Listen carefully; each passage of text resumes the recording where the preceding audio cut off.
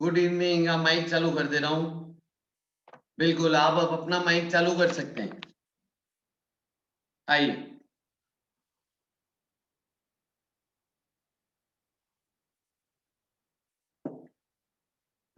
Good evening. शाबाश शाबाश। आ जाओ बच्चों। बिल्कुल श्रेयांश, आज कर दूंगा।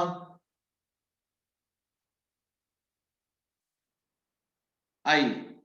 चलो बच्चों, मूविंग कॉइल गैल्वेनोमीटर पे थे अपन।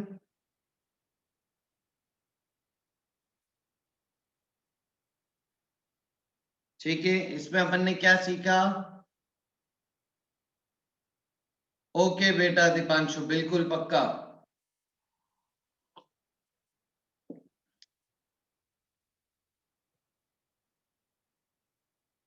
बेटा कर सकते हो पार्थिव अब? Yes sir. सर हाँ आ जाएगा एबीसी? हाँ, आइए फिर उसके बाद क्या पढ़ाएंगे सर? देखते हैं। जल्दी आओ जल्दी आओ। अपन कहाँ पे थे? अपन पढ़ रहे थे कि मूविंग कॉइल गैल्वेनोमीटर में मैग्नेट्स हैं। ठीक है, और मैग्नेट्स के बीच में आपने एक सॉलिड सिलेंडर लिया है। इस सॉलिड सिलेंडर के ऊपर आपने, ठीक है, वायर को रैप किया है ताकि वायर के काफी सारे कॉइल्स बन गए। ठीक है, ये वायर यहां से जाके यहां से निकल रही। ये आपका एक मूविंग कॉइल गैल्वेनोमीटर सिस्टम है और इसको रखा गया है किसके बीच में? मैग्नेट्स के बीच में। ठीक है, अब मैग्नेट्स के बीच में कैसे रखा है देखिए। अगर मैं इसको टॉप से देखूं तो टॉप व्यू कैसे दिखेगा बताओ? दो सेमी सर्कल। सेमी सर्कल क्यों? सर ये ऊपर से टॉप से ये सही दिखेगा ना, आधे आधे। नहीं नहीं, मतलब आपका व्यू क्या होगा? जैसे सामने से देख रहे हो तो सिलेंडर दिख रहा है, ऊपर से देखोगे तो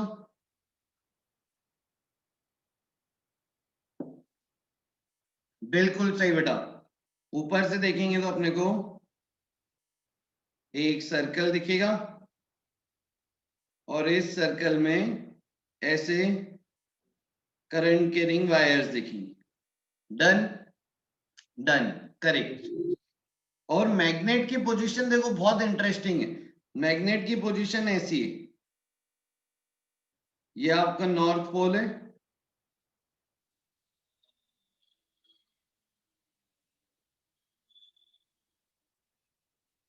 दो मैग्नेट रखें, इस तरफ नॉर्थ पोल रखा है, इस तरफ साउथ पोल रखा है। ठीक है, अब ये पोजीशन ऐसे क्यों की गई बताओ, क्यों की गई? ठीक है, तो नॉर्थ से साउथ मैग्नेटिक फील्ड जाएगी।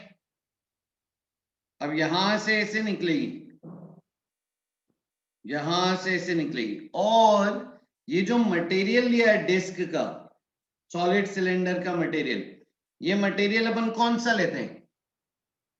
फेरोमैग्नेटिक लेंगे, करेक्ट। तो फेरोमैग्नेटिक में यहां पे जब एंटर होगी, यहां पे जब एंटर होगी तो कैसे एंटर होगी?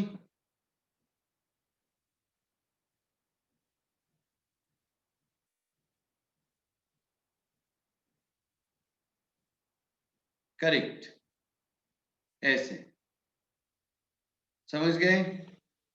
और एग्जिट ऐसे होगी। ये हो गई मैग्नेटिक फील्ड लाइंस। समझ आ रही है? करेक्ट। और मैग्नेटिक फील्ड लाइंस हमेशा कैसी है बताओ यहां पे?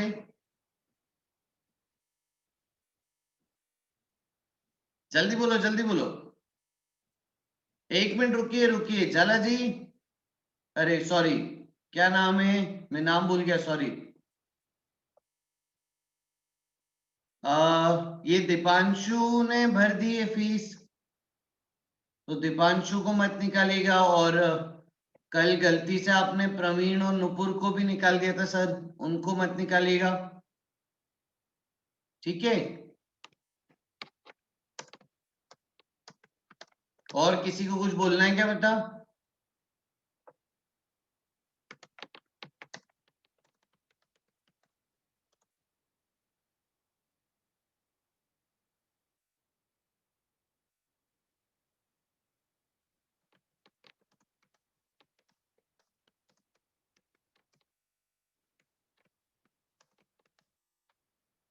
अरे हमारे लेक्चर में आ जाते हो, लेकिन आप, हम पढ़ाएं कि कैसे करें?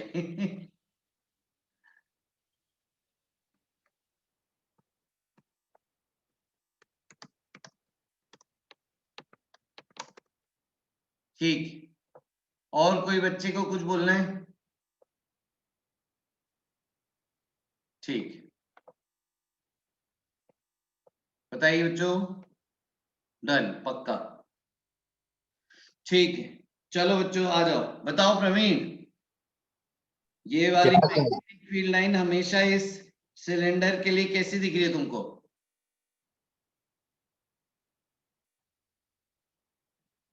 ये मैग्नेटिक फील्ड लाइंस हो गई, यस सर। ठीक है। अब देखो ये, हाँ वेरी गुड, इससे हमेशा परपेंडिकुलर होगी, इस सिलेंडर के हमेशा परपेंडिकुलर होगी। अब देखो इसका मतलब क्या है, इसका कारण क्या है, क्यों है, मैंने आपको लास्ट क्लास में ही बताया था। अब देखो सुनो, जैसे मान लो इनिशियल पोजीशन अपन ऐसी ले लेते, इनिशियल पोजीशन में कॉइल ऐसे, ये टॉप व्यू देख रहे हो आप,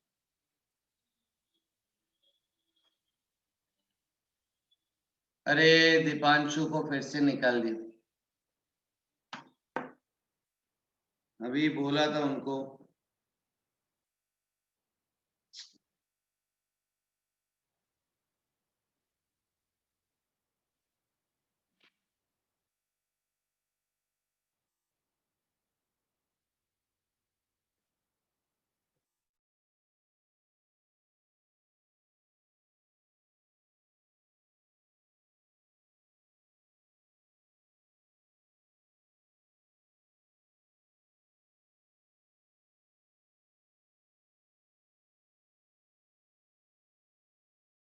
एक मिनट बच्चों, बस एक मिनट में वापस आ रहे हैं।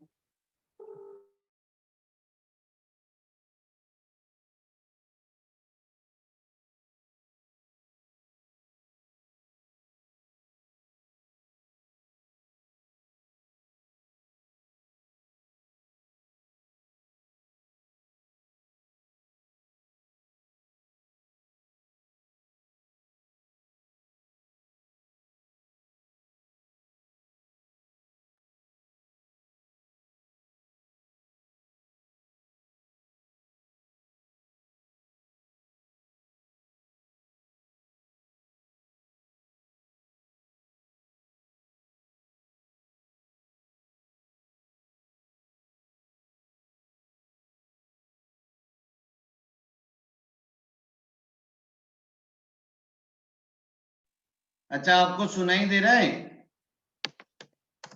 Yes sir. नहीं नहीं यार, ये एडमिन वाले जो आए हैं उनको बोल रहे हैं।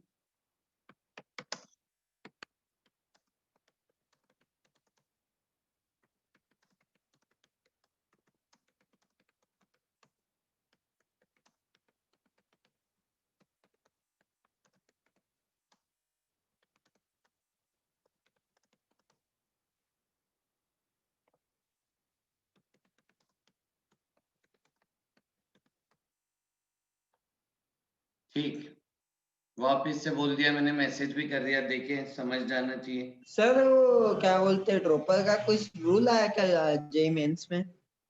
नहीं, वो गलती से आया है, मेरे को लग रहा है गलत हो गया, वो मिस्टेक है। तो सर क्या होता है क्या उसमें, मेरे को समझ में नहीं आया। उसमें ऐसा है बेटा, जेई एडवांस 2 बार दे सकते हैं। तो पहले एक ही बार दे सकते थे? नहीं नहीं, पहले भी 2 बार दे सकते थे, तो अब क्या मेंस है? में कोई लिमिट नहीं। चलो अभी मेरे को ये कंप्लीट करने दो। देखो बेटा, ये आपकी कॉइल है और मैग्नेटिक फील्ड ऐसे एंटर होगी, ऐसे एग्जिट होगी, तो मैं बोल सकता हूं कि यहाँ पे मैग्नेटिक फील्ड लाइंस, ये मैग्नेटिक फील्ड लाइंस है, करेक्ट, ये मैग्नेटिक फील्ड लाइंस हो गई, है ना, और इसका मैग्नेटिक मोमेंट इस तरफ होगा, समझ गए, ये मैग्नेटिक मोमेंट। तो magnetic moment and magnetic field lines हमेशा क्या हो गई,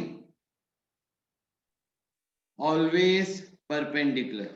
तो टॉर्क हो गया m क्रॉस b, यानी टॉर्क हो गया M B sine theta, theta 90 यानी एम बी, और m हो गया a इंटू ए, और number of turns n into B. ये टॉर्क आ गया बच्चों, समझ सर आया? ये एम इधर कैसे आ गया? m इधर कैसे आ गया, वेरी गुड। अब इसके लिए तुमको इसका फ्रंट व्यू देखना पड़ेगा। ये मैग्नेट है, ये मैग्नेट है, ठीक है। अब देखो यस यहां सर। पे से टिल्टेड है, ये है ना आपके टर्न्स, तो यस सर। समझ गए।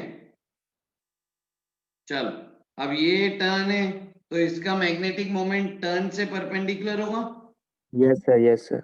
तो इस वायर से परपेंडिकुलर होगा, वही मैंने बनाया यस सर आ गया। है ना। तो ये मैग्नेटिक मोमेंट हो गया, और ये मैग्नेटिक फील्ड हो गई। ये फ्रंट व्यू हो गया, और ये टॉप व्यू हो गया। सर ये टॉर्क का फॉर्मूला कहाँ से आया?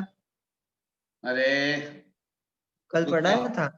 हाँ रुक जाओ, अभी बता रहे हैं उसमें, ठीक है। तो एन आई ए बी हो गया टॉर्क। अब एक बात बताओ, ठीक है, इसको रोकना भी तो है कहीं, इसको रोकना भी तो है। बेसिकली क्या होगा, इससे अटैच होगी कौन, आपकी नीडल, इससे अटैच होगी नीडल,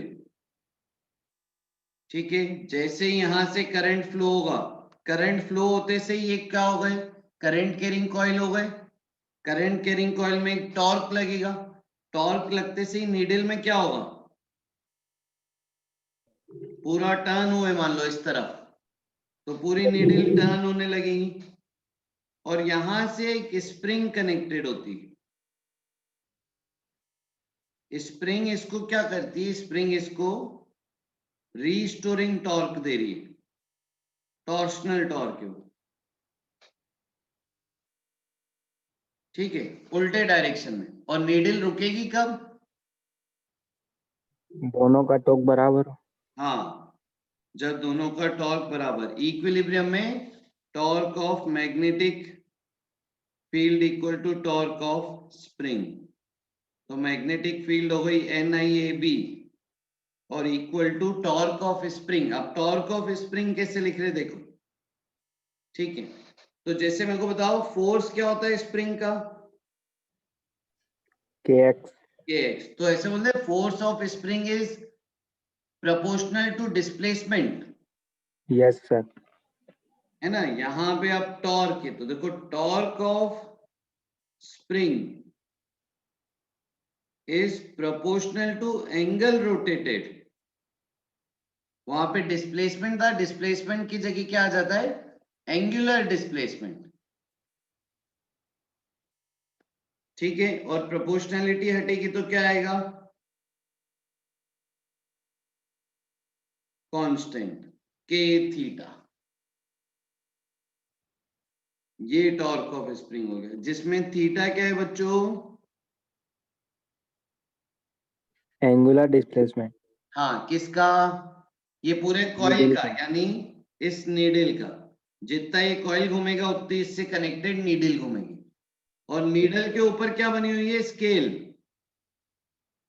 तो सेटिंग ऐसी होगी, कैलिब्रेशन ऐसा होगा कि इनिशियली नीडल कहां पे होगी, 0 पे, फिर जितने एंगल से वो घूमती जाएगी उतनी ज्यादा क्या रीडिंग बताती जाएगी, करंट की।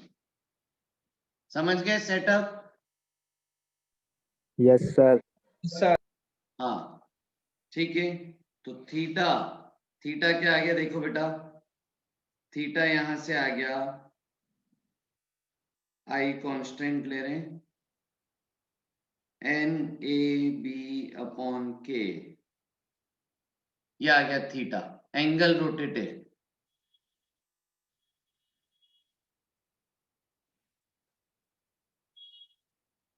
लिख लिया, जल्दी लिखो। सर वो ये टॉप का फॉर्मूला बता दो कैसे आया। बेटा अभी लिखो, ये m क्रॉस b, ये बताया हुआ है पहले से ही। सर कल अटेंड नहीं की थी थोड़ी। आई, फिर देखो करंट यहां से क्या मिला। अच्छा, इसको करंट को उधर भेज दूं, k times N A B into theta. ये टर्म पे ध्यान दो, ये टर्म में सारी चीजें क्या है बताओ। k स्प्रिंग कांस्टेंट है, torsional Yes, sir. Constant k,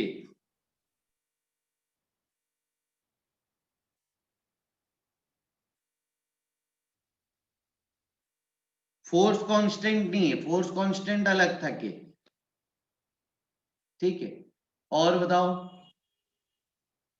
n क्या, number of turns constant, Yes, sir. Area. Magnetic field constant यानी कांस्टेंट, करेक्ट। सर इंटीग्रेशन होगा। गैल्वेनोमीटर कांस्टेंट बोल दीजिए, ये हो गया गैल्वेनोमीटर कांस्टेंट, ठीक है। और यहां से आ रहा है कि angle rotated is proportional to current, जितना ज्यादा करंट होगा उतना ज्यादा एंगल रोटेटेड होगा। डन। Yes, sir. हाँ सर, ये सर ऊपर की स्लाइड भी दिखा दो। हाँ स्क्रीनशॉट। जल्दी जल्दी लिखो बेटा, आज मैं धीरे नहीं पढ़ाऊंगा पाते।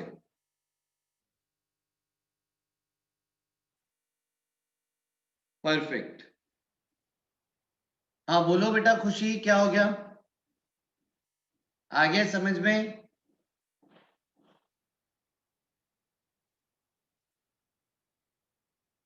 ठीक, perfect.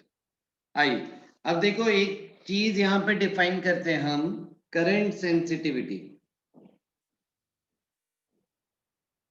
Of galvanometer. Current sensitivity क्या होती है देखो, angle rotated per unit current, angle rotated per unit current. और यहां से हमें क्या मिल जाएगा, देखो थीटा अपॉन आई चाहिए, तो यहां से आपको मिलेगा एन ए बी बाय के, एन ए बी बाय के, ये हो गई करंट सेंसिटिविटी ऑफ गैल्वेनोमीटर। अब मेरे को यहाँ पे बताओ, थीटा क्या हो गया, करंट सेंसिटिविटी को डिफाइन करो, कैसे डिफाइन करोगे, angle rotated per unit current. अगर करंट सेंसिटिविटी ज्यादा है मतलब कम एंगल पे ज्यादा, सॉरी कम करंट पे ज्यादा करंट, कम करंट पे ज्यादा एंगल घूमेगा। Yes, sir. और अगर करंट सेंसिटिविटी कम है तो एंगल कम घूम रहा है। हाँ एंगल कम घूमेगा, करेक्ट। चलो, अगर आपको करंट सेंसिटिविटी बढ़ानी है तो कैसे करोगे, करंट कम। ज्योमेट्री में मतलब सेटिंग में क्या चेंज करोगे,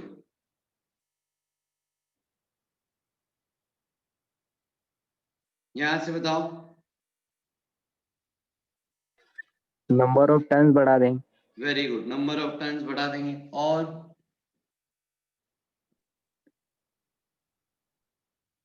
मैग्नेटिक फील्ड भी बढ़ा सकते हो, ठीक है। तो करंट सेंसिटिविटी बढ़ जाएगी। डन। Yes, sir. लेकिन देखा जाए तो हम अगर मैग्नेट फिक्स कर चुके हैं, ठीक है, और डायमेंशंस फिक्स कर चुके हैं, तो एरिया भी फिक्स हो जाएगा। तो magnet fix, area fix, spring भी फिक्स हो गई, तो फिर नंबर ऑफ टर्न्स बढ़ा दो तो करंट सेंसिटिविटी बढ़ जाएगी, करेक्ट। लिख दीजिए इसको। फिर नेक्स्ट एक होती है डिफाइन आपकी voltage sensitivity. Voltage sensitivity basically है एंगल रोटेटेड अपॉन वोल्टेज। हाँ प्रवीण, बिल्कुल, angle rotated per unit voltage. अब बताओ वोल्टेज कैसे लाएं? यहाँ पे तो करंट है फॉर्मूला में, वोल्टेज कैसे लाएं?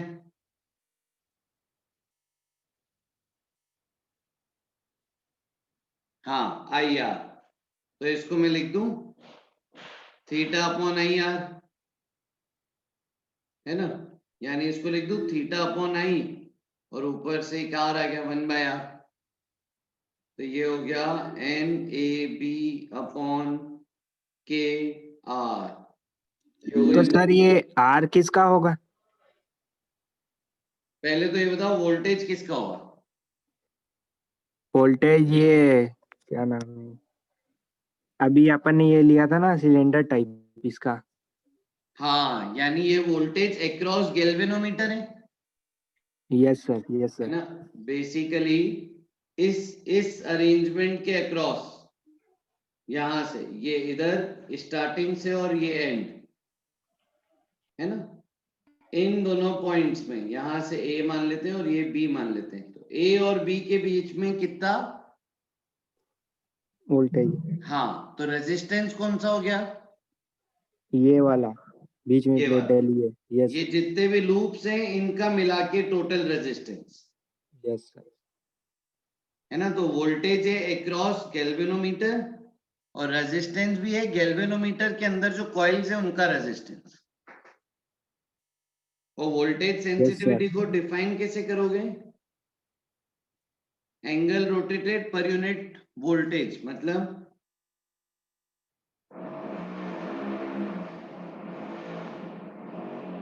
Angle rotated per unit potential difference applied across galvanometer, ठीक है। Angle yes sir. Rotated per unit potential difference applied across galvanometer. अब यहां पे बताओ अगर नंबर ऑफ टर्न्स बढ़ेंगे तो वोल्टेज सेंसिटिविटी पे क्या असर आएगा? नहीं त्रिलोक, नहीं प्रियांश, नहीं प्रवीण,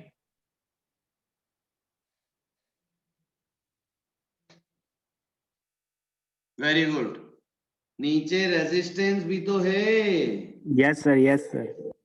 अगर मान लो आपका नंबर ऑफ टर्न्स हो गए डबल, यस सर, यहाँ उतने पे अगर रेजिस्टेंस भी नंबर ऑफ जोड़ेंगे। टर्न्स डबल हो गए, मतलब पहले एक ही लूप था मान लो, तो उसका रेजिस्टेंस आर, दो लूप हो गए तो रेजिस्टेंस 2R हो गया ना, रेजिस्टेंस भी तो डबल हो गया। Yes sir. तो अगर n डबल हुआ तो R भी डबल हो गया, है ना। तो जिस रेशियो से n बढ़ेगा उस रेशियो से रेजिस्टेंस भी बढ़ेगा, तो इसीलिए voltage sensitivity constant, voltage sensitivity constant same रहेगी, because resistance also increases in same ratio।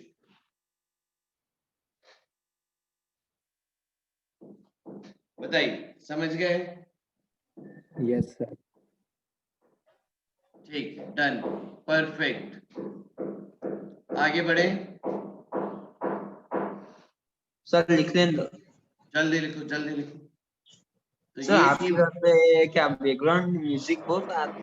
हाँ यार आ रहा है क्या? मेरे को भी आ रहा है, वो पास में यार कंस्ट्रक्शन का काम चल रहा है थोड़ा, सर चलेगा? ज्यादा डिस्टरबेंस हो रहा है क्या बच्चों? नहीं नहीं सर, सर चलेगा। ठीक, लो सर हो भी गया। Thank you, thank you. आ जाओ नेक्स्ट, आगे बढ़ रहे हैं, आ जाइए। तो torque on current carrying loop हमने क्या सीखा, M क्रॉस B। इसी के एप्लीकेशन पे क्या बनाया गया है, गैल्वेनोमीटर, ठीक है। और M क्या हो गया, M हो गया करंट इनटू एरिया, और अगर नंबर ऑफ टर्न्स n है तो n into IA। Yes sir. और डायरेक्शन M का होता है एरिया वेक्टर के अलोंग, यानी perpendicular to the coil. Basically ये करंट इसमें जा रहा है, तो मैग्नेटिक मोमेंट हो गया I into L square plus के कैप। डन, ठीक है। अब ये है क्या, इसमें करंट जा रहा है, यानी इसको मैं बोल दूं एक कंडक्टर है यस सर। जिसमें करंट फ्लो हो रहा है, करेक्ट। अब अगर मैं आपको मैग्नेटिक मोमेंट एक नॉन कंडक्टिंग लूप का निकलवाऊं, of a non conducting loop rotating,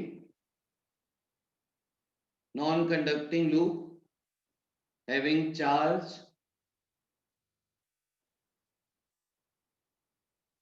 and rotating about axis,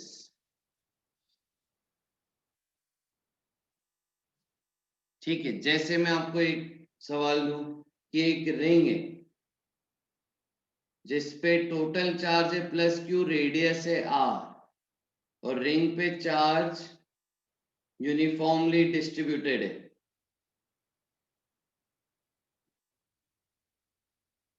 uniformly distributed, ठीक है। नॉन कंडक्टिंग रिंग है बच्चों। तो अब अगर इस रिंग को घुमाओगे, मेरे को बताओ नॉन कंडक्टिंग कंडक्टिंग में अंतर क्या है।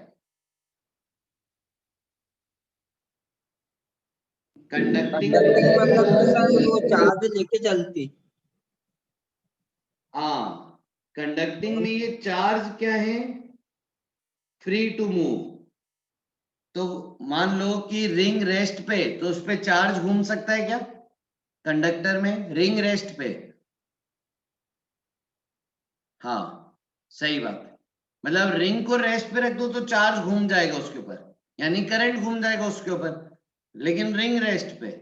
ये हो गया किसमें, कंडक्टर में। कंडक्टर में फ्री चार्जेस का मूवमेंट आपको मिलेगा बिना बिना सब्सटेंस के मूवमेंट के, ठीक है। नॉन कंडक्टिंग में ऐसा हो सकता है क्या कि नॉन कंडक्टिंग सब्सटेंस रुका रहे और फ्री चार्जेस घूमते रहे, बहुत ही कम मिलेगा, मतलब हाँ नहीं मिलेगा, मतलब ठीक है, ऑलमोस्ट ना के बराबर। तो अगर आपको नॉन कंडक्टिंग में चार्जेस को मोशन कराना है तो चार्ज यहाँ पे फिक्स्ड है, चार्ज का फ्री मोशन नहीं है, चार्ज का फ्री मोशन कंडक्टर में ही है। तो नॉन कंडक्टिंग में आपको पूरी रिंग ही घुमानी पड़ेगी, तब जाके आपको चार्जेस का मोशन दिखेगा, क्योंकि चार्ज यहाँ पे फिक्स्ड है, चार्ज यहाँ से नहीं चल सकता। आया ये डिफरेंस समझ में? Yes sir. चलो अब मेरे को बताओ, इस एक्सिस के अबाउट इसको ऐसे घुमा रहे हैं, मास है m रिंग का, बताइए मैग्नेटिक मोमेंट ऑफ रिंग, बताइए, सोचिए खुद से।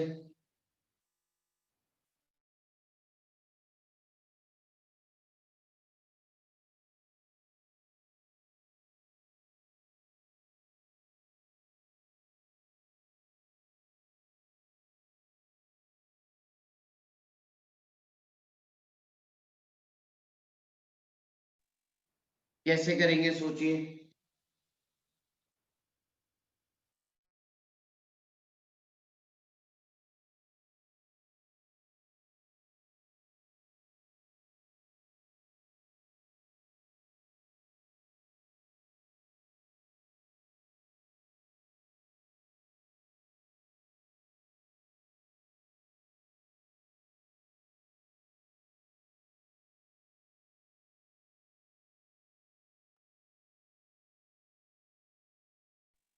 आ गया?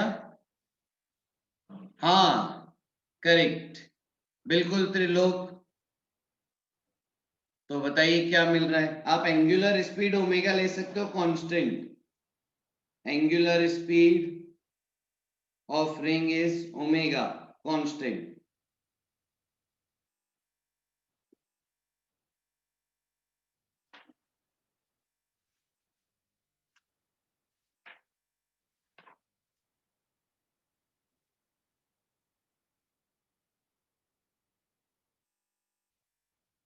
Very good, very good Praveen, सही है।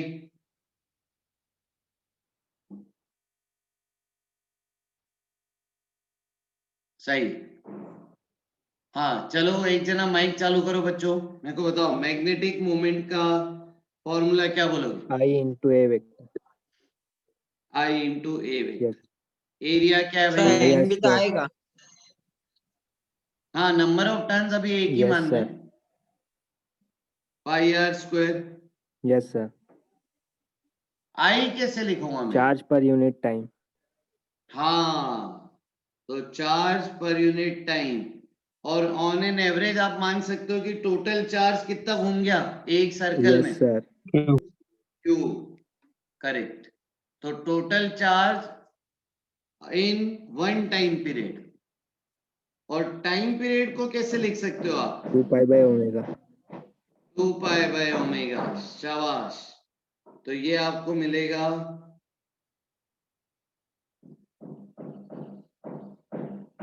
Q R square omega upon 2 पाई। ये मैग्नेटिक मोमेंट मिला बच्चों, Q R square omega by 2 पाई।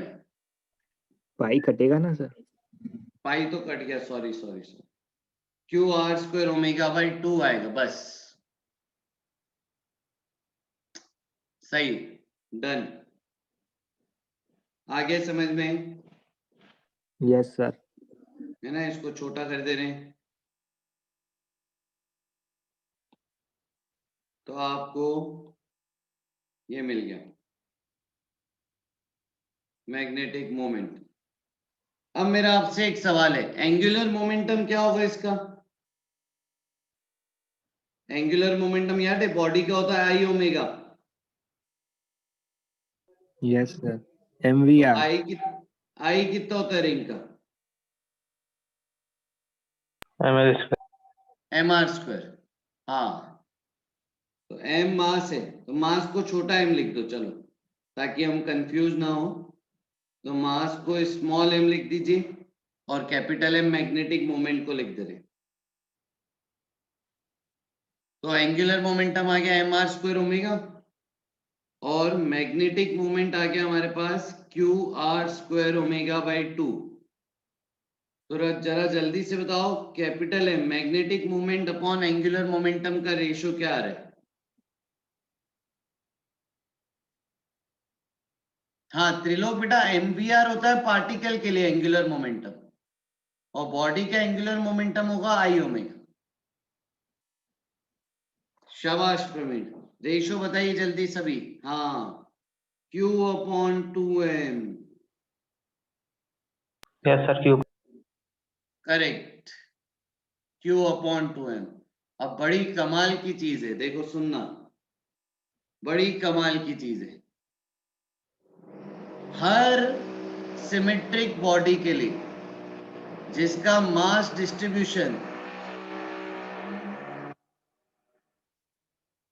और चार्ज डिस्ट्रीब्यूशन सेम है, उसके लिए ये रेशो हमेशा Q बाई 2m आएगा। हर सिमेट्रिक बॉडी के लिए जिसका मास डिस्ट्रीब्यूशन यूनिफॉर्म है, चार्ज डिस्ट्रीब्यूशन यूनिफॉर्म है, रेशियो ये आए। हर सिमेट्रिक बॉडी के लिए जिसका चार्ज डिस्ट्रीब्यूशन और मास डिस्ट्रीब्यूशन यूनिफॉर्म है, उसके लिए हमेशा ये आएगा magnetic moment upon angular momentum का ratio Q by 2m। m है मैग्नेटिक मोमेंट और L है एंगुलर मोमेंटम।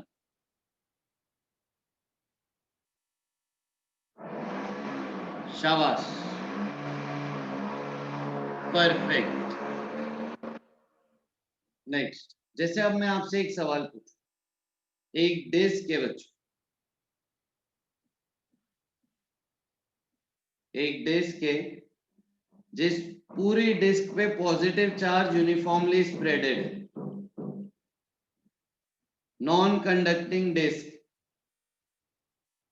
पॉजिटिव चार्ज पूरी तरीके से नॉन यूनिफॉर्म यूनिफॉर्मली डिस्ट्रीब्यूटेड है पूरी तरीके से डिस्क में हर तरफ।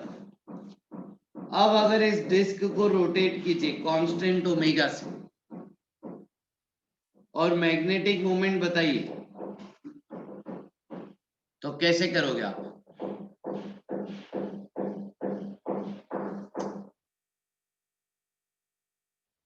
बताइए कैसे करेंगे? डिस्क में अपन ने क्या किया है? हाँ वो तो सही तरीका त्रिलोक, लेकिन डिस्क में आप देखो ना चार्ज बहुत सारे हैं यार, ऐसे बहुत सारे हर तरफ चार्ज हैं और क्यों सारे मान लेंगे डीएक्स लेंगे डीएक्स हाँ तो एलिमेंट लेंगे, सही बात है। एलिमेंट तो लेंगे डिस्क सर का छोटा सा एलिमेंट क्या होता है? डिस्क का एलिमेंट क्या होता है? Ring, correct. तो आप एक रिंग अज्यूम करोगे, फिर रिंग का मैग्नेटिक मोमेंट निकाला था पीछे, उसको लिखोगे, इंटीग्रेट करोगे, तब जाके पूरी डिस्क का मैग्नेटिक मोमेंट आएगा।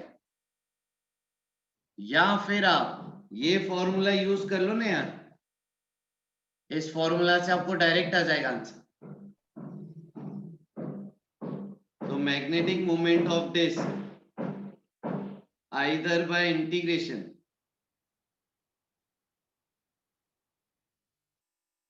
और बाय यूज ऑफ ये फॉर्मूला,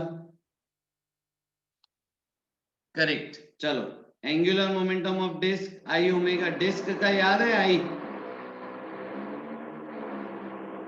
एंगुलर मोमेंटम, हाँ mr²/2 रखो तो जरा, मास को छोटा m लिख दे रहे, स्मॉल m r²/2।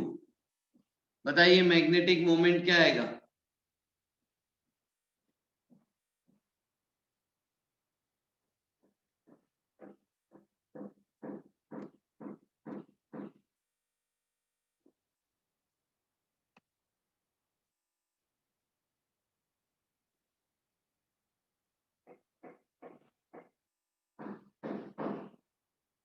शाबाश, वेरी गुड।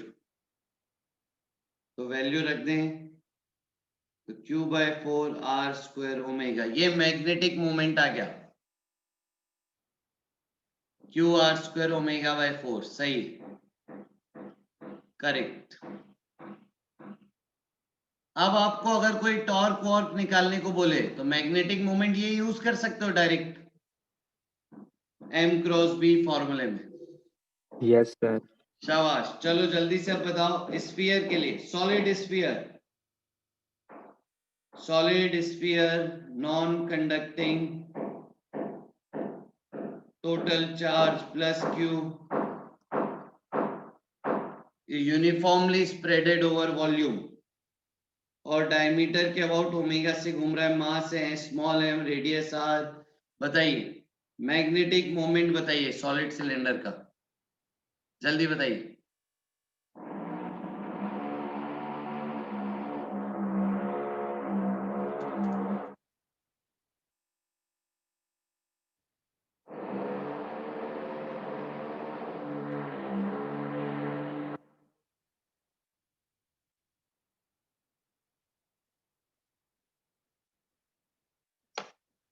शाबाश,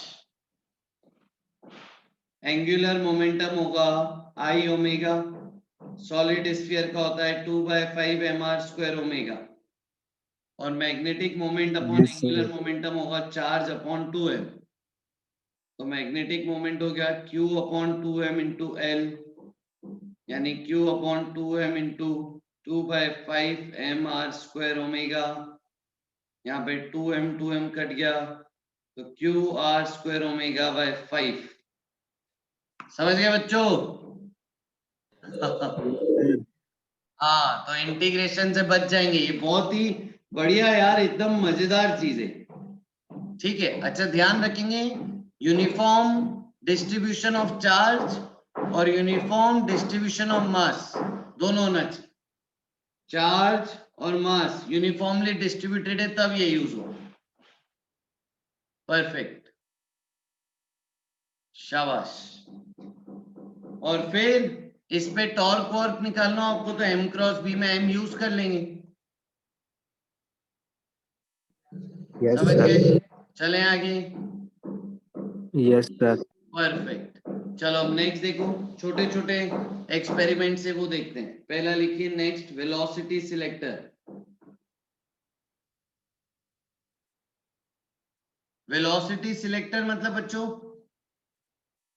नाम ही बता रहा है, वेलोसिटी को सिलेक्ट करने वाला। वेरी गुड, वेलोसिटी को सिलेक्ट करने वाला। मतलब आपके पास एक बीम है,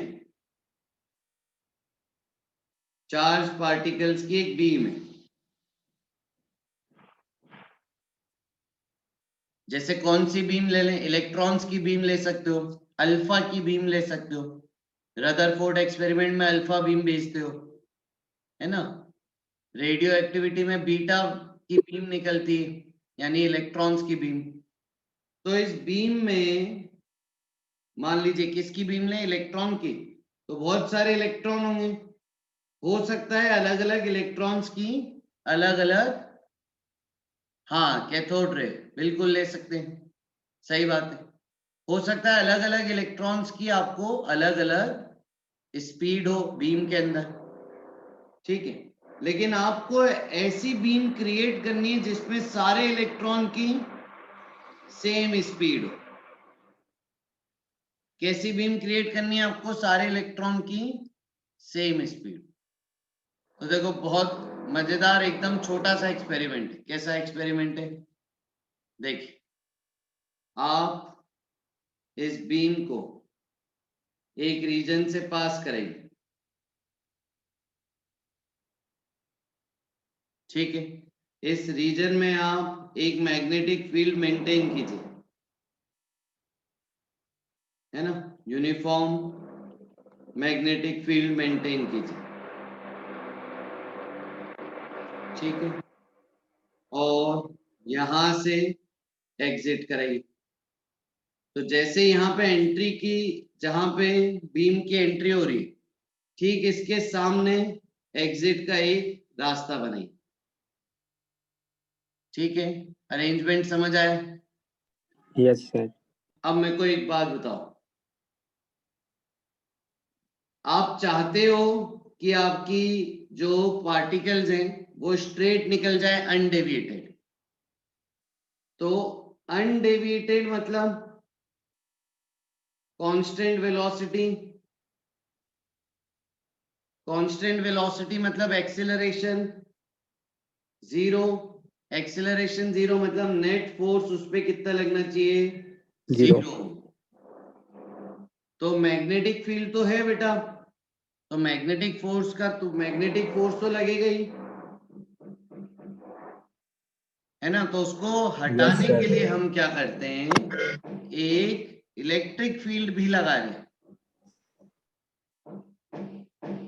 इलेक्ट्रिक फील्ड अप्लाई करिए परपेंडिकुलर टू मैग्नेटिक फील्ड, ठीक है। और हमारा पर्पस क्या है? हमें नेट फोर्स क्या करना है? जीरो। जीरो। करेक्ट। तो बताओ इलेक्ट्रिक फोर्स का मैग्नीट्यूड कितना होगा? Q E. Yes sir.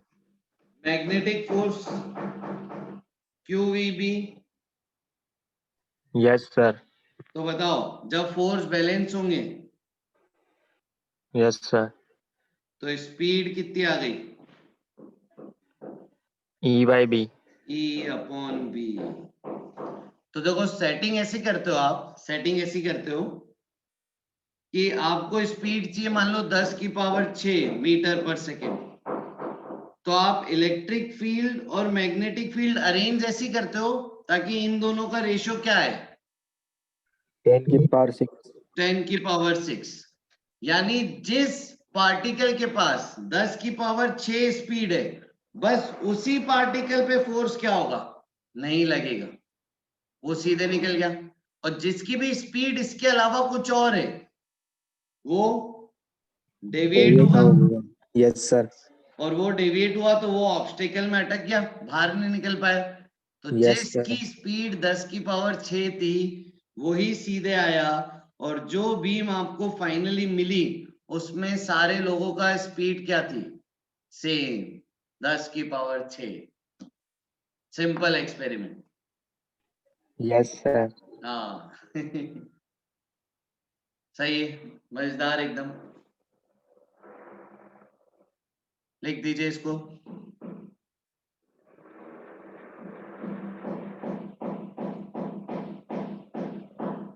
Sir statement में लिखें क्या? क्या बेटा?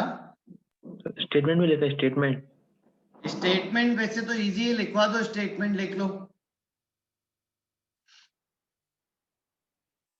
Particles moving with a certain speed can be selected. Particles moving with a certain speed can be selected. ठीक है। The same principle was used by J.J. Thomson. लिखिए, the same experiment, the same principle was used by J.J. Thomson to measure charge by mass ratio of electrons. The same principle was used by J.J. Thomson to measure charge by mass ratio of electrons.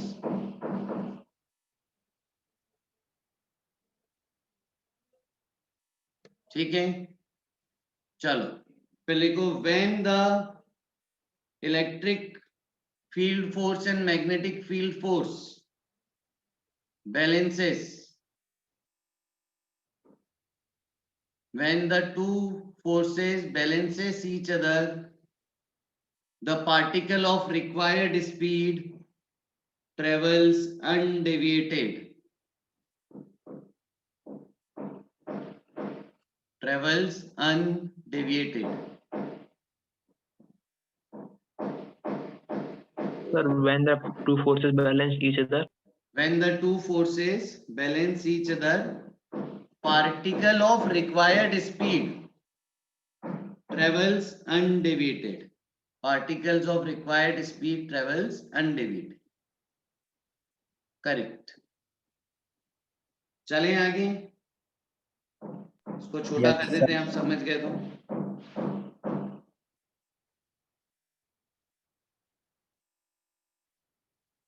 ये आपकी speed मिल चुकी।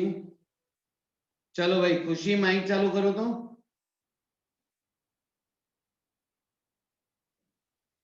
हाँ, अगर vector में लिखना हो तो net force क्या लिखोगे? अगर वेक्टर में लिखना हो तो नेट फोर्स चलिए Q E vector plus Q V cross B vector, है ना, और नेट फोर्स 0 करना है। इसी को तो लॉरेंज फोर्स बोल रहे थे खुशी।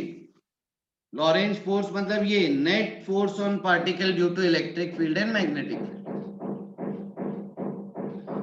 Equal to Q E vector plus Q V cross B. तो अगर इलेक्ट्रिक फील्ड का वेक्टर कोई पूछे तो वो इस डायरेक्शन में होना चाहिए, minus V cross B to balance. समझ गए?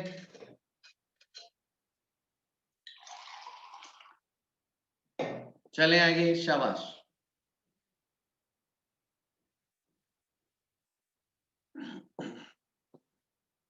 परफेक्ट, ये हो गया बच्चों वेलोसिटी सिलेक्टर। हटा दूं? Yes sir. परफेक्ट। अब देखो बेटा, जे थॉमसन ने बहुत पहले ये एक्सपेरिमेंट किया था, क्या निकालने के लिए? चार्ज बाय मास का रेशो। चार्ज बाय मास का रेशो। इसको क्या बोलते हैं? इसका वर्ड होता है क्या बोलते हैं पता है किसी को?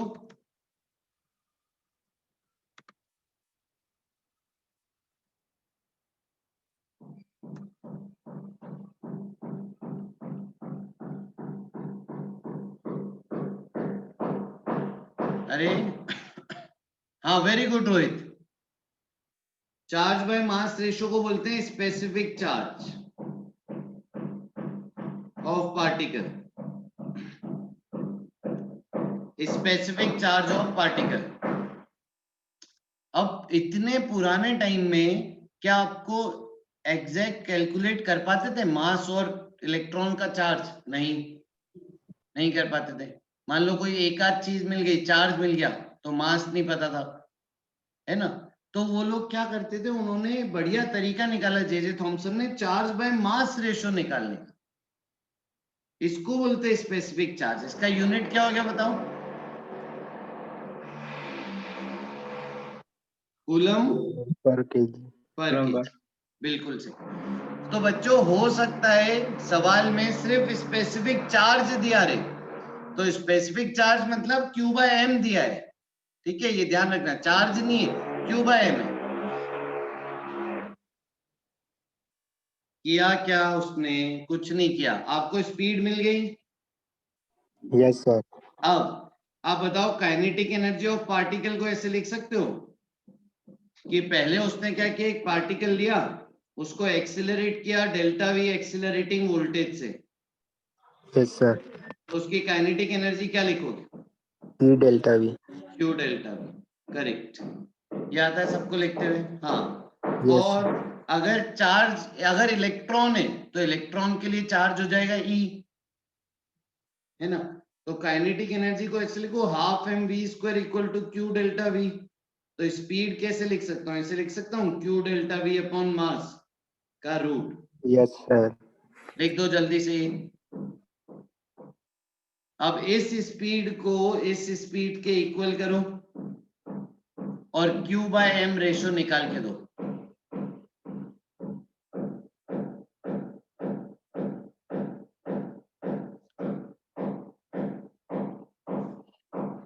Q बाय एम रेशियो निकाल के दीजिए।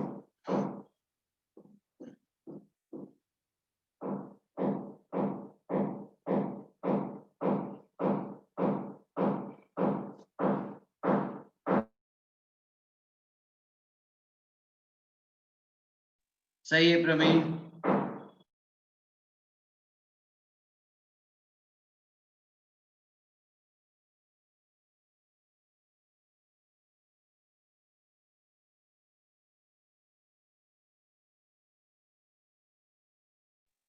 सही है त्रिलोक। तो हमें मिला E by B equal to under root 2Q delta V upon mass. तो इससे हमें Q बाय एम मिला है E square upon B square Q delta V upon सिर्फ delta V. E square upon B square 2 delta V, ये मिला है। हाँ, इलेक्ट्रिक फील्ड किसने डिसाइड करी? अपन ने खुद। मैग्नेटिक फील्ड अपन ने खुद। Yes sir. एक्सपेरिमेंटल क्या अपन ने सेटअप डिसाइड किया खुद। पोटेंशियल डिफरेंस से एक्सीलरेट किया अपन ने खुद। 2 तो आपको पता है, यानी ये हैंडल करने वाली चीजें अपने पास है, ये पता नहीं था, तो स्पेसिफिक चार्ज रेशियो मिल गया। मजा आ गया एकदम। Yes, sir. जे थॉमसन के उस टाइम पे बहुत मजे आ गए थे एकदम, पूरी दुनिया में बहुत नाम हो गया था कि उन्होंने इलेक्ट्रॉन का charge is to mass ratio, specific charge निकाल दिया। चले वहीं आगे। Yes sir. परफेक्ट। आगे बढ़ते हैं। नेक्स्ट अब देखो, नेक्स्ट क्या है? अगला सेटअप लिखिए। क्या हुआ पार्थिव, चला गया लगता है मैच देखने? सर आज कौन सा मैच है? पता नहीं, कोई होगा। आइए नेक्स्ट रीडिंग डालिए, मास स्पेक्ट्रोमीटर। ठीक है, इससे हम मास ऑफ एटम मेजर करते हैं। ठीक है, इससे हम मास ऑफ एटम मेजर कर सकते हैं, या फिर किसी का भी मास मेजर कर सकते हैं, mass of atom, mass of particle, है ना। उसका चार्ज आपको पता होना चाहिए, बस चार्ज होना चाहिए एटम या फिर चार्ज पार्टिकल होना चाहिए। आइए कैसे करें।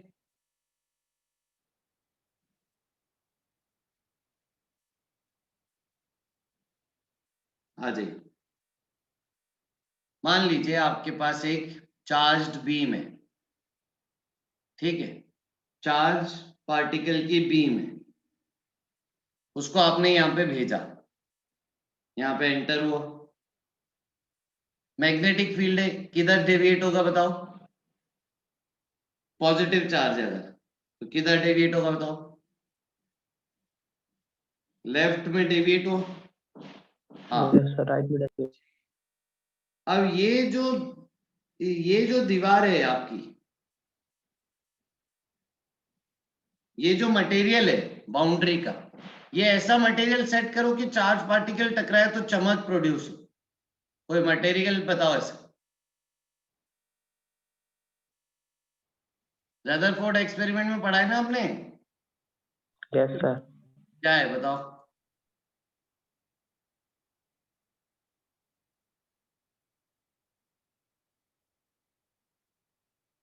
हाँ, अरे गोल्ड फॉइल थोड़ी यूज करेंगे, गोल्ड फॉइल के पीछे जो स्क्रीन थी, उस स्क्रीन पे फ्लोरेसेंस कौन सा मटेरियल पे आता था,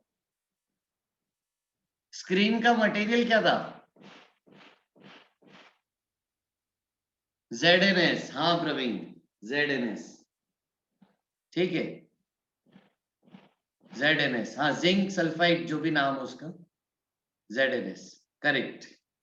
अब भाई इसका मतलब क्या है क्यों कर रहे हैं इसे, ताकि ये घूमेगी तो अपने को जहां पे टकराएगी वो टकराने की जगह मिल गई, चमक आई वहां पे टकराई, तो ये टकराने की जगह मिल गई, Yes, sir. डिस्टेंस मिल गया, और ये Yes, sir. डिस्टेंस क्या है बताओ, 2R. हाँ यानी रेडियस मिल गया। तो आपने रेडियस आइडेंटिफाई कर लिया, रेडियस आइडेंटिफाई कर लिया, और रेडियस किसके बराबर होना चाहिए, M perpendicular Q by T. Yes, sir. हाँ mv/qb। तो यहां से मास कितना आ गया, RQB/V. हाँ r/v, ठीक है, चले आगे। Yes, sir. अब मान लीजिए कि आपको स्पीड भी नहीं पता, तो स्पीड कैसे पता करते,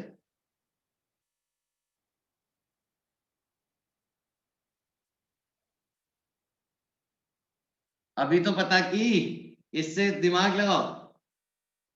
हाँ now if you do not know speed, तो use velocity selector।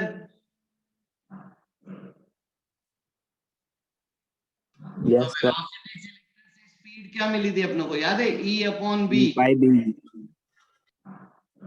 हाँ उसको रख देंगे। बस ये मैग्नेटिक फील्ड दोनों अलग अलग है, तो यहाँ पे मैग्नेटिक फील्ड में अगर ले रहा हूँ B0, तो मास में ऊपर B0 आ रही है इधर, या फिर सेम भी रख सकते हैं मैग्नेटिक फील्ड, वो डिपेंड Yes, sir. करेगा एक्सपेरिमेंटल सेटअप पे, कितनी यहाँ पे रिक्वायर्ड वैल्यूज है।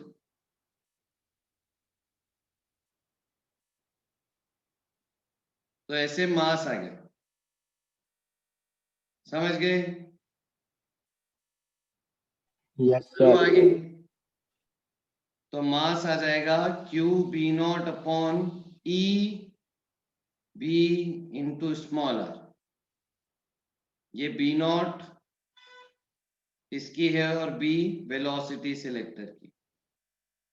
रिलेट कर दिए दोनों एक्सपेरिमेंट, यहाँ पे वैल्यू डाल दी, B0 B E आपको पता है, चार्ज आपको पता है, Yes, sir. आपको एक्सपेरिमेंटली मिला, तो मास आ गया। अच्छा, ये मास निकालने की जरूरत किसमें होती है यार, उसमें ज्यादा होती है, क्या बोलते हैं केमिस्ट्री में, आइसोटोप, आइसोबार। Yes, sir. हाँ, उसमें थोड़ी ज्यादा होती मास निकालने की जरूरत, क्योंकि चार्ज तो सेम है लोगों पे, है ना, मासेस अलग अलग है उनके। शाबाश। नेक्स्ट, अब आगे चल रहे हैं। नेक्स्ट हेडिंग डालो, साइक्लोट्रॉन। साइक्लोट्रॉन पढ़ा आपने? काफी मजेदार चीज होगी।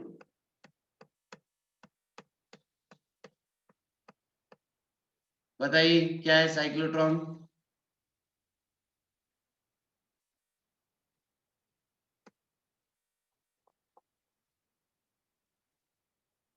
किसी को पता है?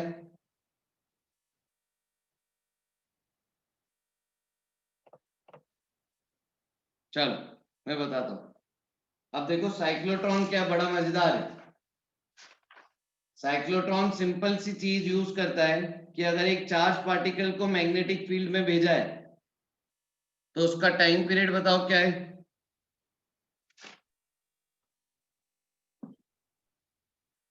जल्दी बताओ। 2 पाई,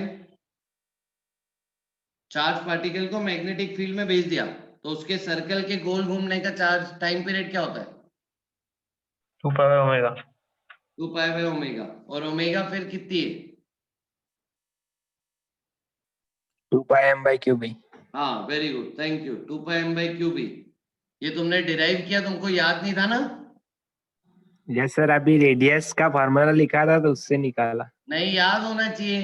यस अब बताओ सर, मेरे को, भूल गया। इसमें स्पीड है क्या? नहीं है सर। तो No, sir. Independent of speed है। हाँ, इंडिपेंडेंट ऑफ स्पीड। इस प्रिंसिपल का यूज करता है साइक्लोट्रॉन। लिख दीजिए नेक्स्ट हेडिंग, साइक्लोट्रॉन। साइक्लोट्रॉन इस प्रिंसिपल का यूज करता है कि time period is independent of speed. Time period is independent of speed. देखिए करते क्या है। ठीक है, ये एक सेमी सर्कुलर डिस्क का रीजन है और सेम यहां पे रीजन है। ठीक है, रीजन की खास बात क्या है? ये डिस्क 1 बोल दो इसको, ये डिस्क 2 बोल दो। ठीक है, बीच में इलेक्ट्रिक फील्ड है। ठीक है, बीच में इस रीजन में सिर्फ इलेक्ट्रिक फील्ड है और यहां पे डिस्क में सिर्फ मैग्नेटिक फील्ड है।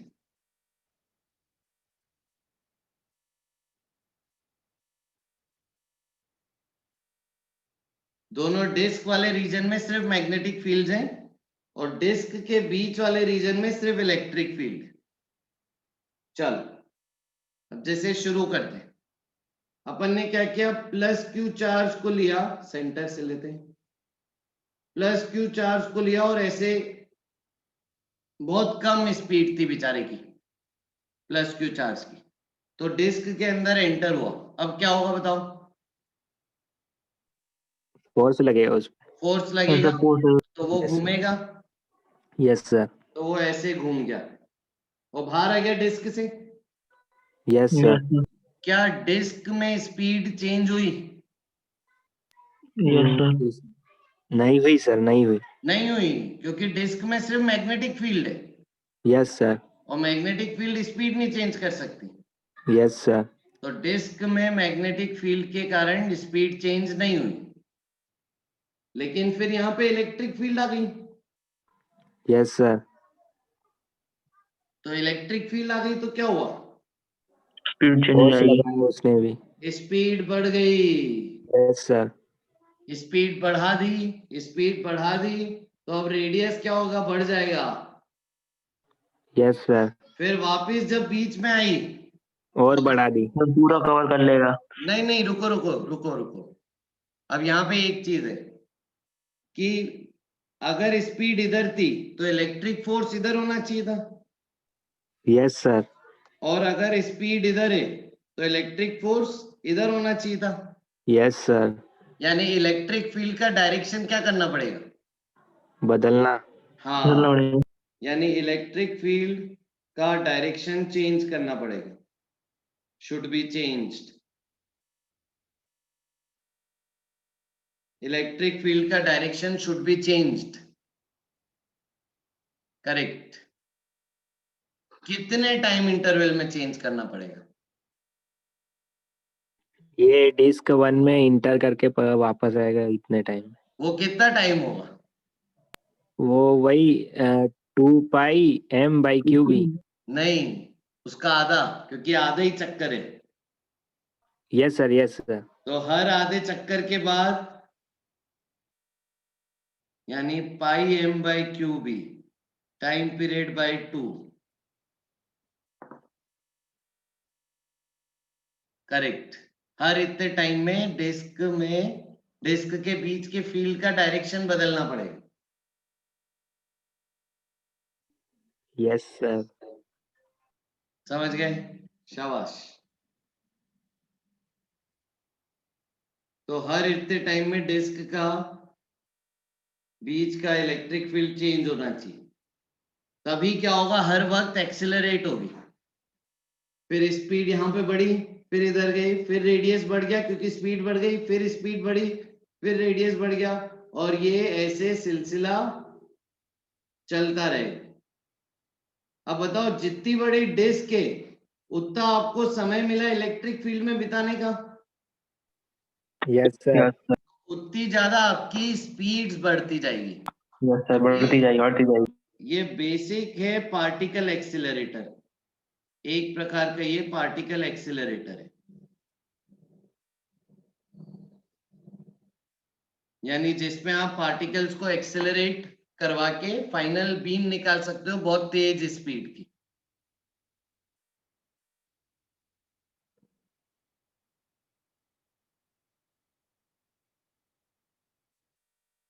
ठीक है, और लिख लो आखिरी में, cyclotron is suitable for heavy particles like proton, neutron. मतलब इलेक्ट्रॉन्स के लिए इतना सुटेबल नहीं है, प्रोटॉन, न्यूट्रॉन, अल्फा पार्टिकल्स के लिए ज्यादा यूजफुल। ठीक है, वो होता है ना, हाई स्पीड बीम टकरवाई न्यूक्लियस से एक्सरे में, एक्सरे हो गया क्या आपका? यस सर, चल रहा। तो वो हाई स्पीड बीम करवाने के लिए आपको बीम को एक्सेलरेट करना पड़ेगा ना, तो कई सारे Yes, sir. Particle accelerators use होते हैं, उसमें एक कंपोनेंट एक प्रकार का ये है।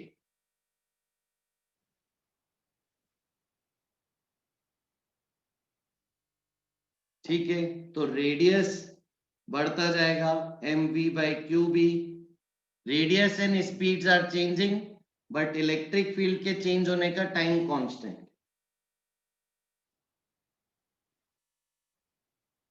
ठीक है, कभी कभी इसको एसी से भी रिलेट कर देते हैं।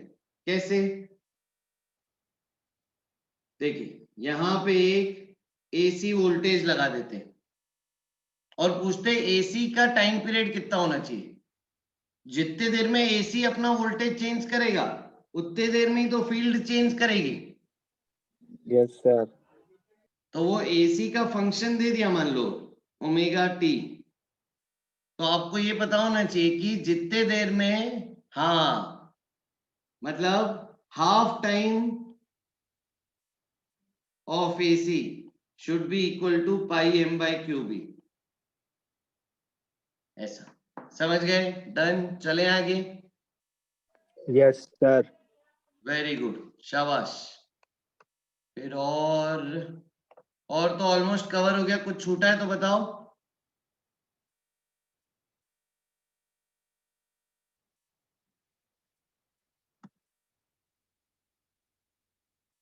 ठीक, ये हमने आखिरी में ये फॉर्मूला लिख दिया था कि magnetic field due to charge का, मूविंग चार्ज का।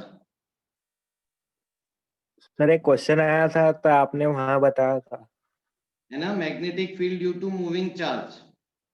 बेसिकली मैंने क्या बताया, जहां भी आईडीएल आता है उसकी जगह आप क्या लिख सकते हो चार्ज में? ये चार्ज इनटू वी। हाँ, charge into V, correct.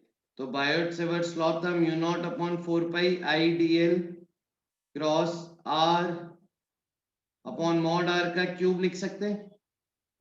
Yes sir. तो magnetic field due to moving charge को आप लिख सकते हो mu naught upon 4 pi Q V cross R upon mod R का क्यूब, और आर वेक्टर हो जाएगा position of point, position vector of point with respect to charge। Direction तो वही होगा, पॉजिटिव चार्ज की डायरेक्शन में करंट मान लो और राइट हैंड रूल से बता दो, यस सर। है ना। और बताइए कुछ छूटा था तो। ये magnetism and Gauss law sir module में लिखा है। ठीक है, आ जाओ। ये आपने उसमें नहीं किया क्या, ईएमआई में, मैक्सवेल्स इक्वेशन में? वो ऊपर का नोट नहीं किया। आपने मैक्सवेल्स इक्वेशन पढ़ ली चारों?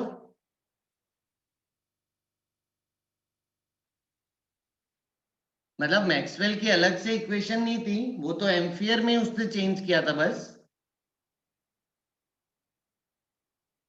आ जाओ, चलो मैग्नेटिक। सर ऊपर का नहीं लिखा सर।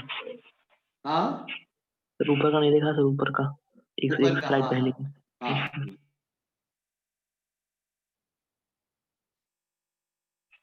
यस सर, हो गया सर। हम्म। Yes sir. अब मैग्नेटिक गॉस लॉ, आ जाओ बच्चों। ठीक है, वही है गॉस लॉ। आओ। अच्छा, मैंने आपको एक चीज बताई थी, याद करो। डायपोल है, तो डायपोल मोमेंट जैसी वर्किंग थी डायपोल की, वैसी बार मैग्नेट की वर्किंग है। Yes sir. बस चार्ज की जगह क्या ले लेता था मैं? Magnetic moment. नहीं नहीं, पोल स्ट्रेंथ। वेरी गुड आस्था, वेरी गुड त्रिलोक। चार्ज जहां जहां आता है बेटा, वहां वहां पोल स्ट्रेंथ ले लेते हैं, और पोल स्ट्रेंथ को अपन ऐसे प्लस स्मॉल एम बोल देंगे, नॉर्थ को, इसको साउथ को। समझ गए? प्रवीण, याद आ गया? और ये सर। लेंथ के बारे में भी बताया था मैंने कि बड़ी लेंथ होती है ज्योमेट्रिक लेंथ, लेकिन अपने Yes, को sir. मैग्नेटिक लेंथ चाहिए। तो मैग्नेटिक Yes, sir, लेंथ इनका अपॉन reciprocal ज्योमेट्रिक होता है। लेंथ का रेशियो होता था 0.84। तो magnetic moment is pole strength into magnetic length. हाँ करेक्ट।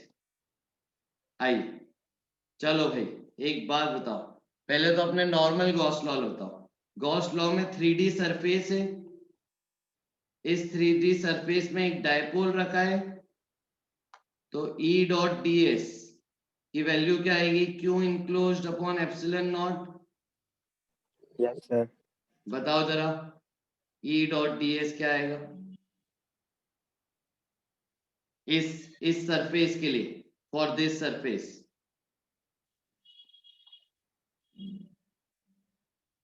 सही है Praveen Trilok. Total Q enclosed कितना हो गया? डायपोल रखा है तो 0। शाबाश। अब सेम वर्किंग अगर मैं मैग्नेट के लिए करूं, तो B dot ds over 3D closed surface क्या आना चाहिए बच्चों? चार्ज चार्ज की फॉर्मूले की जगह क्या आ जाएगा? Plus m। तो मैं इसे लिख दूं टोटल पोल स्ट्रेंथ इनक्लोज्ड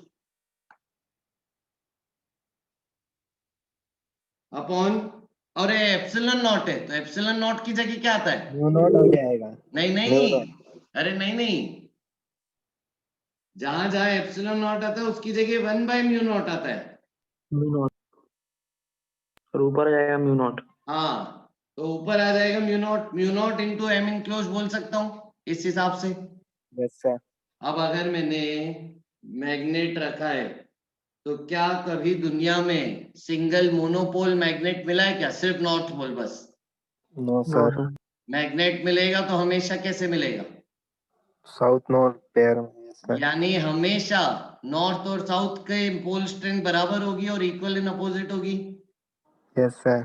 तो for 3D closed surface B dot ds हमेशा 0 0 होगा, ऑलवेज।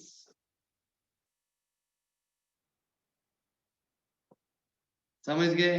बस यही है मैग्नेटिक गॉस लॉ, और ये आगे जाके कहलाने लगा मैक्सवेल्स की 4 इक्वेशन में से एक।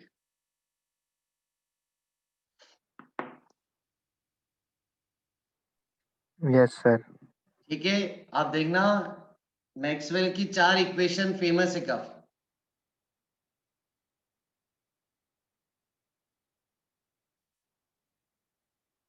बता दूं क्या मैक्सवेल की चारों इक्वेशन? Yes sir. ठीक, आ जाओ। वैसे ये अपना पार्ट नहीं है चैप्टर का, आ जाइए।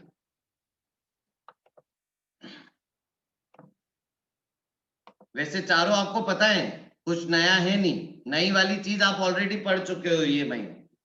ठीक है, पहले मेरे को एक बात बताओ बच्चों, यहाँ पे बताओ E डॉट ds हमेशा 0 होगा क्या?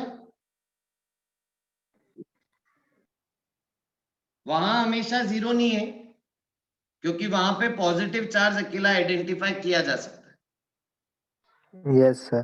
है ना? यहाँ अकेला 0। Very good. ठीक है, तो ऐसा आ जाओ। तो मैक्सवेल्स की 4 इक्वेशन, कोई बताएगा? पहली एम्पियर मैक्सवेल्स इक्वेशन बताओ। पढ़ी नहीं क्या अभी आपने?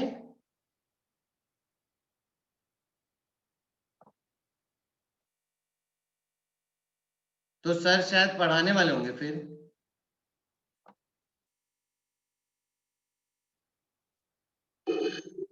सर अभी बड़ी नहीं है सर। हाँ, तो सर पढ़ाने वाले होंगे फिर, तो सर पढ़ा ही सर देंगे किस में फिर। आता है? हाँ, किस में आती है ये चारों इक्वेशन? ये EMI AC में, AC में, AC हो गया क्या आपका? यस सर, दोनों हो गए। डिस्प्लेसमेंट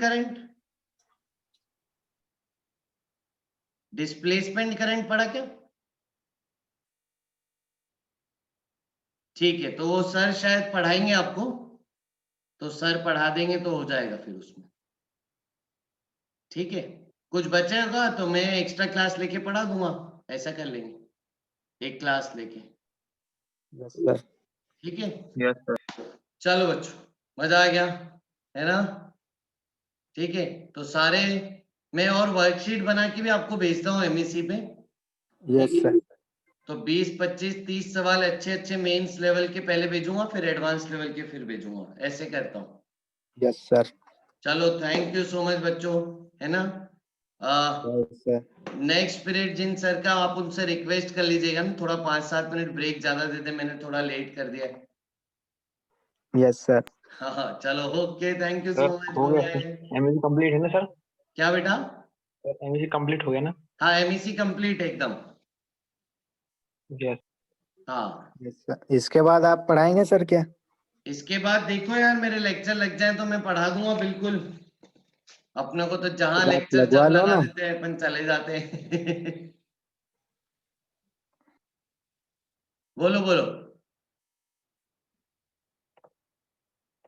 ठीक है, चलो, थैंक यू सो मच बच्चों, bye thank you sir. Bye bye sir. Bye.